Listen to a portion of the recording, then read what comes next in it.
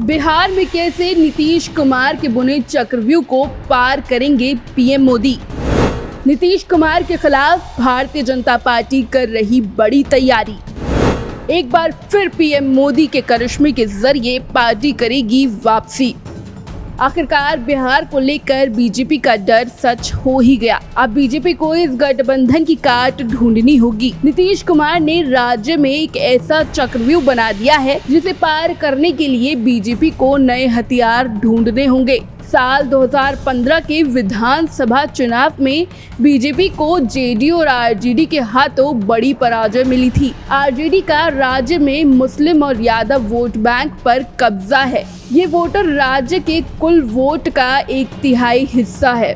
ऐसे में अब बीजेपी अपने तुरूप के इक्के पीएम नरेंद्र मोदी के करिश्मे के भरोसे है। पार्टी का मानना है कि बिहार में साल 2015 वाले नतीजे नहीं आने वाले हैं। वो समय गुजर चुका है।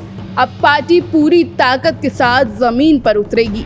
बीजेपी को छोड़ आरजेडी के साथ जाने वाले नीतीश कुमार ने बीजेपी में भगवा दल के लिए तगड़ा चक्रव्यूह बुन दिया है। 8वीं बार शपथ लेने जा रहे नीतीश कुमार के साथ जेडीयू, आरजेडी, कांग्रेस जैसे दलों का सतरंगी गठजोड़ है। बीजेपी 77 विधायकों के साथ राज्य का इकलौता विपक्षी दल बनकर ही रह गया है।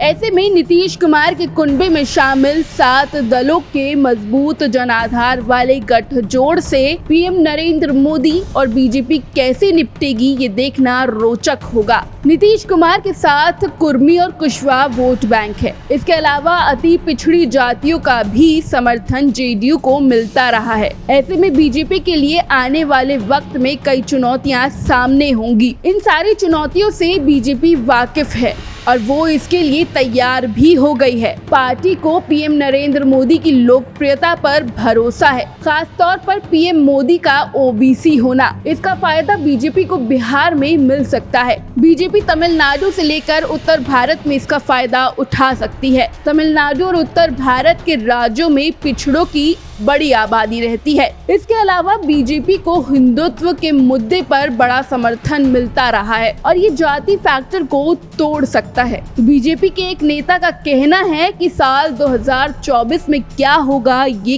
कह पाना बेहद मुश्किल है, क्योंकि आम चुनाव होने में अभी 2 साल का वक्त बाकी है। लेकिन ये तो तय है कि साल 2015 जैसा कुछ नहीं होने वाला। उन्होंने कहा कि लालू यादव और नीतीश ने 7 साल पहले साल 2015 में ये सफलता हासिल की थी। ये चुनाव स्वर्ण बनाम पिछड़ों पर का मुद्दा बनाकर लड़ा गया था। जब जेडीयू और आरजेडी ने अलग अलग चुनाव लड़ा तब बीजेपी को बड़ी सफलता हासिल हुई।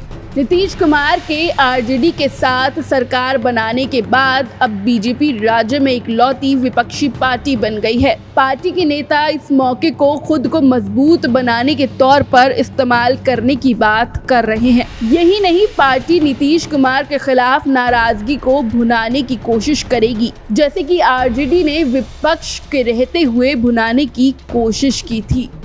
Bureau report, neo India headlines.